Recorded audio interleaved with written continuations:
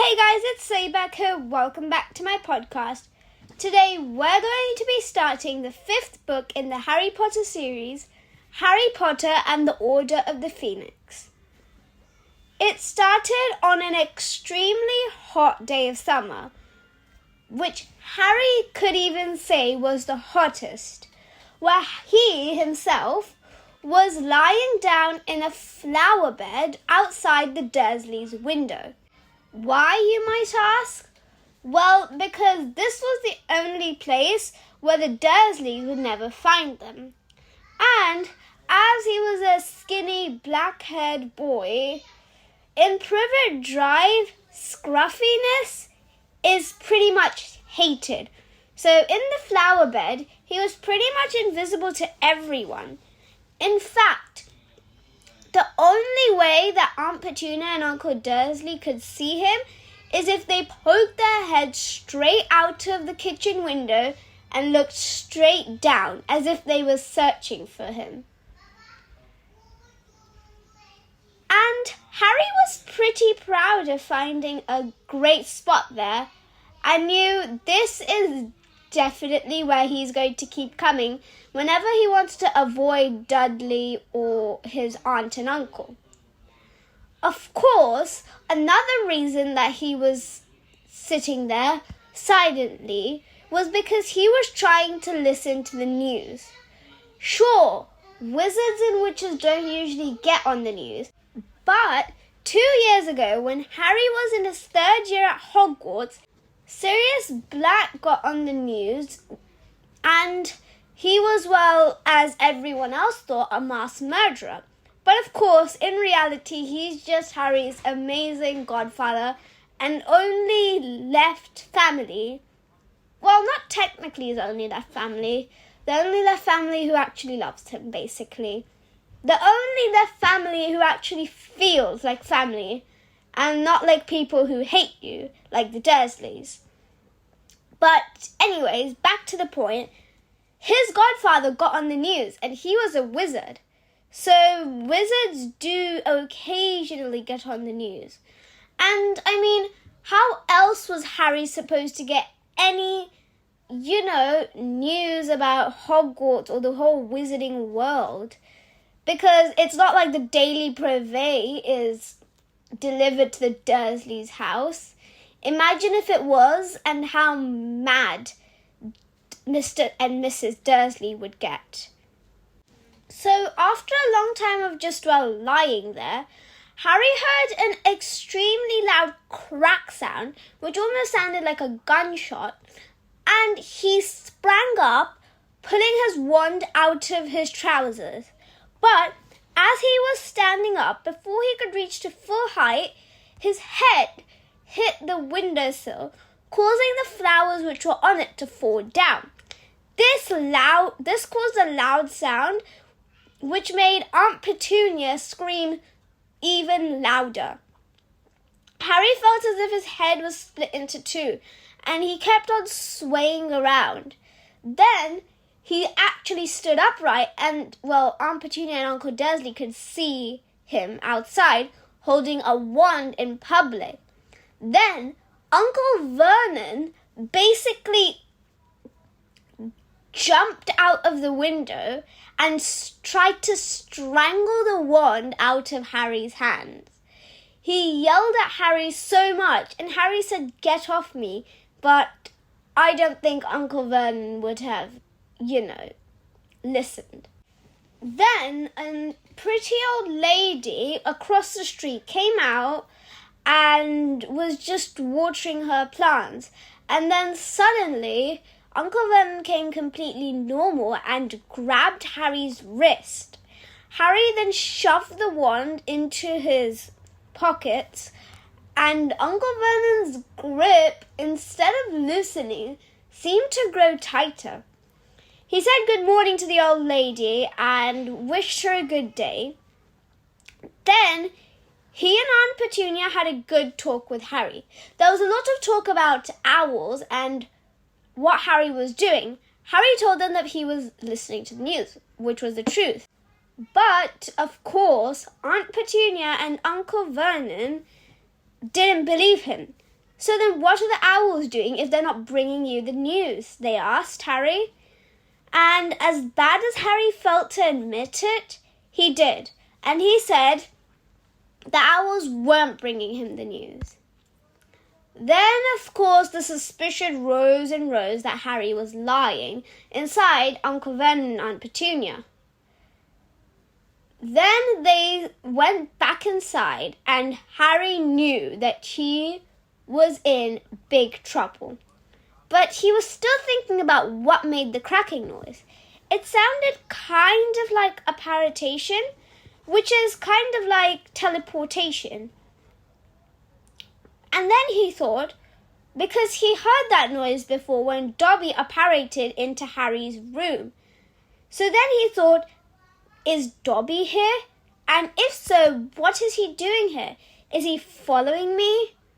And what if he's seen? Does he know how to, hide himself? Or will he just run across the street the second he sees me, visible to everybody? Then Dudley came back. That's right, Dudley Dursley. And he was with his couple of friends. He said that he'd just come back from tea. And all of his friends called him Big D. And Harry was so ecstatic. I mean, it's not every day you get to tease your cousin who literally treats you like a boxing bag. So Harry went up to Dudley and he said, Big D, huh? That's a nice nickname. Do your friends know what your mother calls you? My little Diddykins. And Dudley got so mad. Like, his face was literally becoming red. He said, you'll always be ickle Diddykins to me, Harry said. Dudley told Harry to shut up. But then Harry got the ultimate line. He said, you don't tell your mother to shut up when she calls you that, do you? And Dudley's face literally started becoming purple. Then Harry said, you've been beating up kids tonight? That another 10-year-old? Or was it 9? I know you did Mark Evans 2 nights ago. Dudley was so mad at Harry right now. It's usually him bullying Harry, not Harry getting revenge on him. Then what happened was amazing. No, they didn't get into a fight, but there were a couple of insults thrown in there. Dudley said, you're always taking that thing around with you, aren't you? The thing that you're hiding. Harry knew exactly what he was talking about. Dudley was talking about Harry's wand. Then Harry pulled out his wand, and Dudley said, you're not allowed that thing. You'll be expelled. Then Harry said, how do you know they haven't changed the rules? Then Dudley said, I know they haven't. They wouldn't.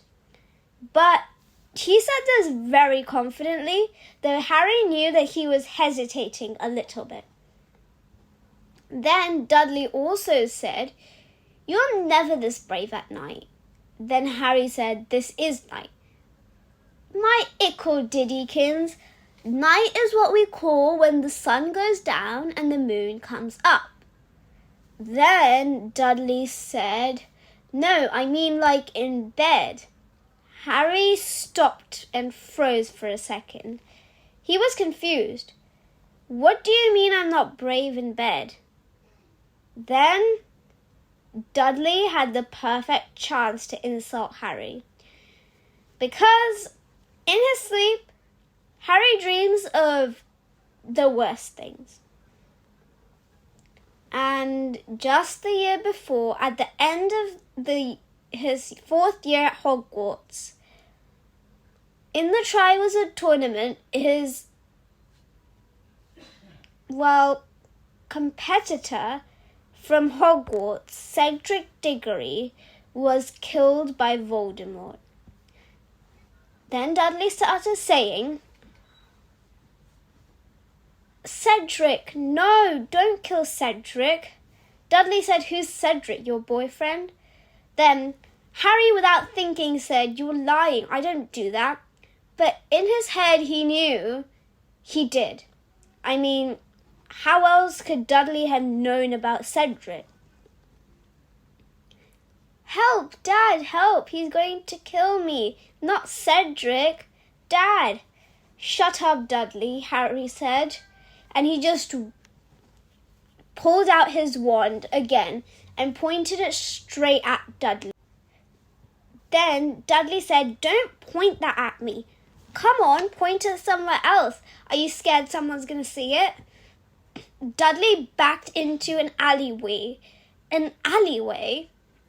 Well, yeah, he backed into an alleyway, but Harry didn't move his wand. Then, suddenly, everything became cold on the hottest day of summer. Harry knew exactly what this feeling was. He knew what was coming, and he was happy he had this wand at the ready. Then, suddenly, Dementors came flying in. Yes, Dementors in Privet Drive, in Little Winging. What were Dementors doing here? Dudley was so scared. I mean, it's not every day you see creepy hooded figures who are flying in the air. And then, of course, Dudley felt it. He felt that feeling, like the feeling he's never going to be happy again. And Harry got slammed onto the floor so hard, it felt like with that hit on his head, it wasn't his head breaking apart, but the floor underneath him cracking. Harry yelled "Expecto Patronum" with his wand, but it didn't work. He yelled louder, thinking the happiest thought in his mind, "Expecto Patronum," and a big, majestic stag came and warded off the Dementor which pinned him down. Then Dudley was seconds away from getting the Dementor's kiss, and Harry once again yelled "Expecto Patronum." Then suddenly an old lady came into view. It was Mrs. Fig, a lady who was obsessed with cats. Yeah, cats.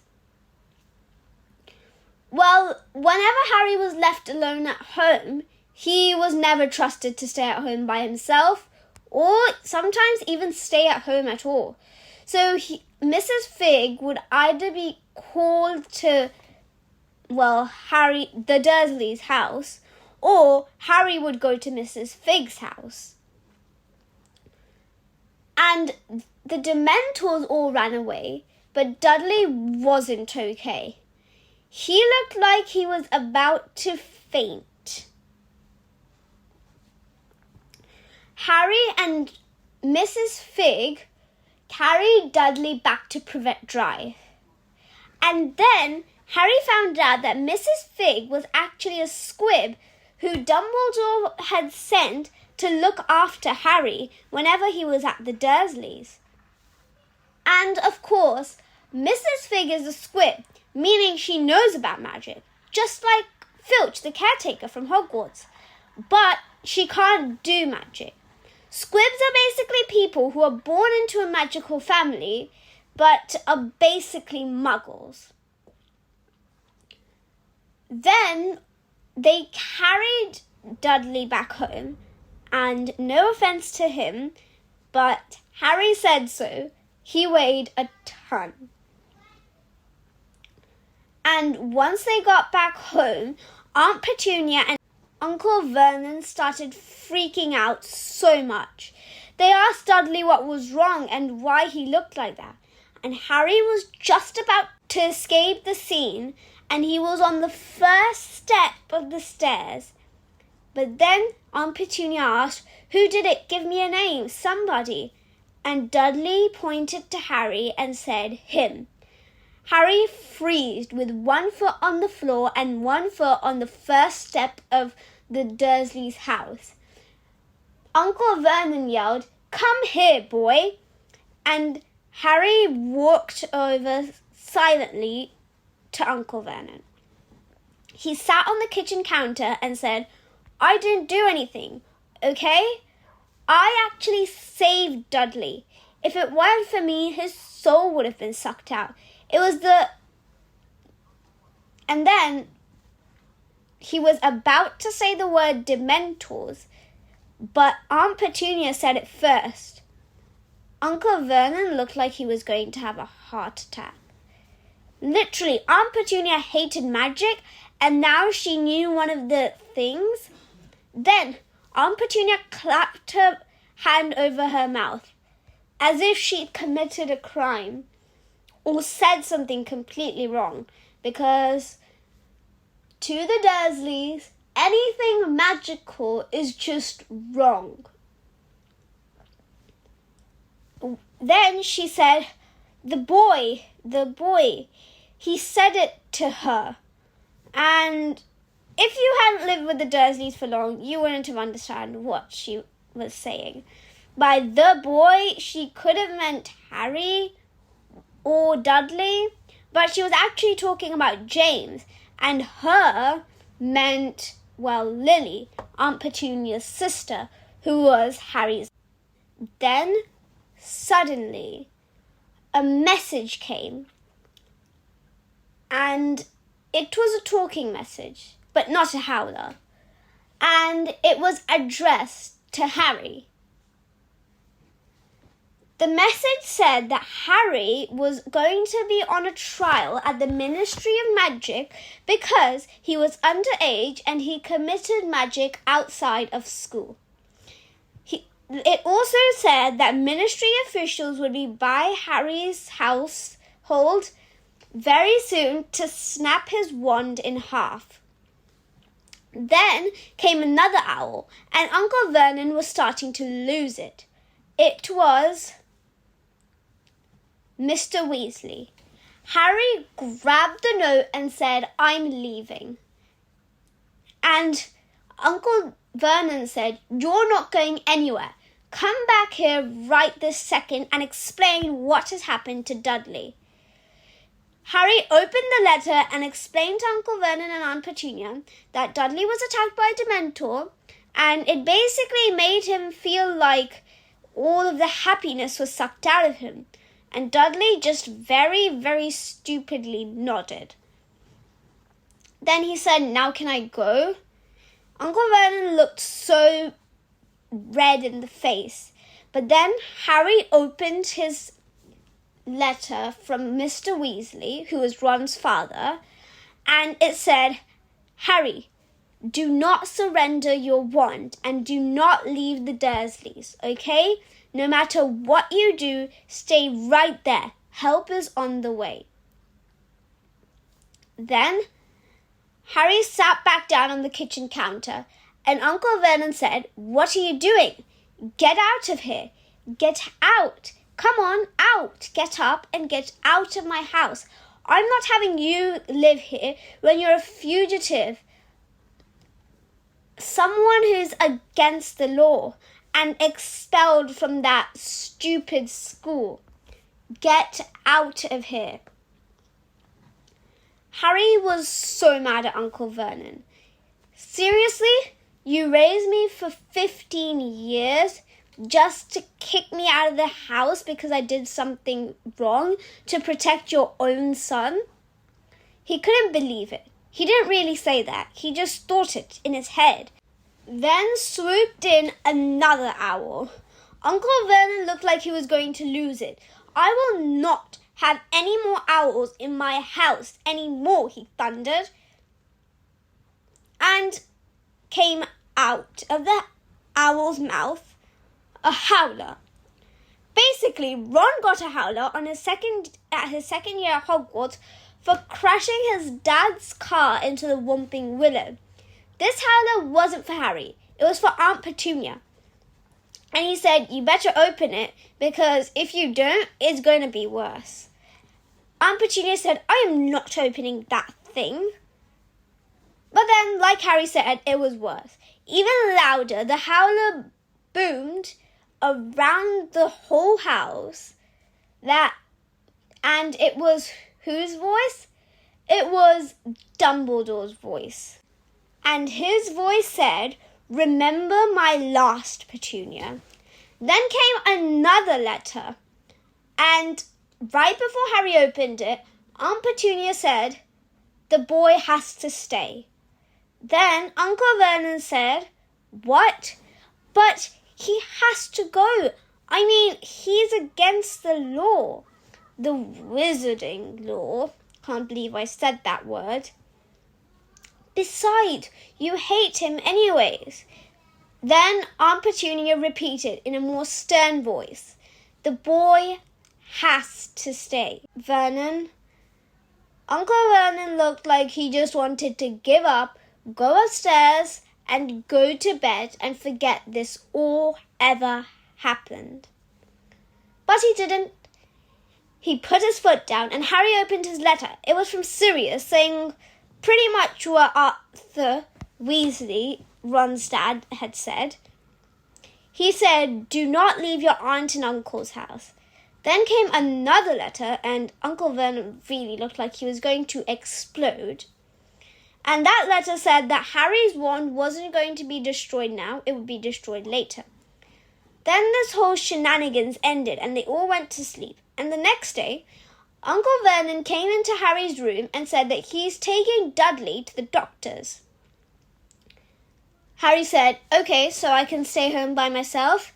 And Uncle Vernon says, "Yes, but you cannot leave the house and you cannot leave the room, and you better not eat anything from the fridge." "Oh my God, why is your fridge so precious, Mr. Dursley?" But yeah, Harry said, "Okay, sure. See ya, bye." Then, after they left, about an hour later, there were a bunch of noises downstairs. Harry thought burglars, and he drew his wand. But then he thought if they were burglars, they wouldn't be making so much noise. So they were probably someone else, maybe even witches and wizards. And well, then somebody yelled "Alohomora," and well, the lock which was on Harry's door unlocked. Then Harry knew, okay, these are witches and wizards. But what if they're dark witches and wizards? What if they're going to hurt Harry? What if their ministry officials were here to take their wand, even though Harry got a letter saying it wasn't going to be destroyed now and that he could retain it? But then the door slammed open, and the first person Harry saw was Professor Moody. And that's what he said. Then Professor Moody said, "Professor, I never really got around to teach you, you know. Was only just stuck in a box for 1 year, you know.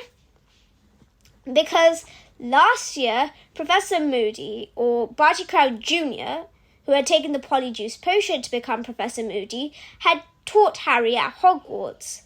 But, of course, it wasn't actually Professor Moody, and was just Barty Crouch Jr.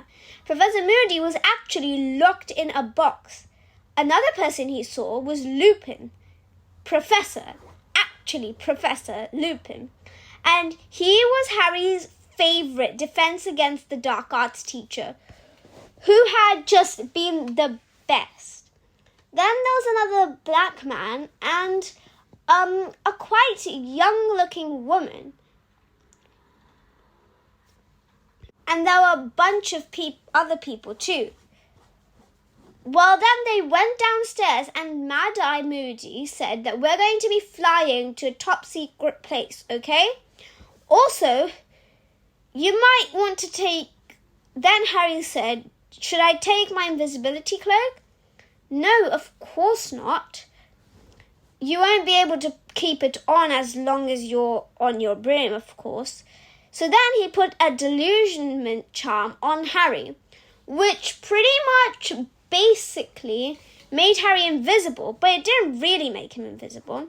It just very nicely and accurately matched the colours which were on the Dursleys' kitchen floor. Then Harry put his wand in his trouser pockets. Then Mad Eye said, "No use putting them there unless you want your buttocks blasted off."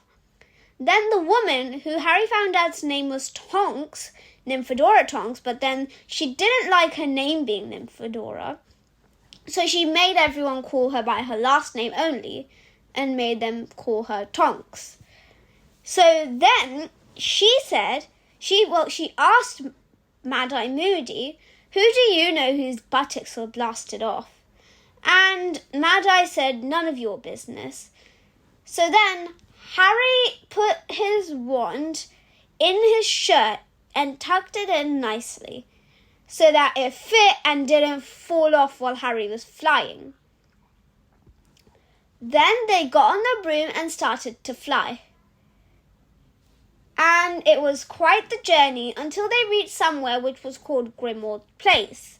Fun fact, you know Tonks, right? She's actually a metamorphagus, meaning that she can transform her face into anything she wants. She can make her eyes move to where her nose is. She can change the color of her eyes. She was born like that. But there's also a way where you become a metamorphagus, but it is way, way harder. Then they reached number 12 Grimmauld Place, and that is where Harry's two best friends were right as of now. Harry was not happy when he saw Hermione and Ron. I mean, of course he was happy, but okay, wait, let's explain that later. First, when Harry got into number 12 Grimmauld Place, he met Molly Weasley. So he expected that all of the Weasleys would be here, including Ron, who was his best friend, as well as Hermione, of course, who I just mentioned. So he went upstairs and he found out that this was the Order of the Pheonix, and all of these adults who were here, all of the adults who had come to save Harry, and all of the Weasleys were part of the Order, and so was his godfather, Sirius Black.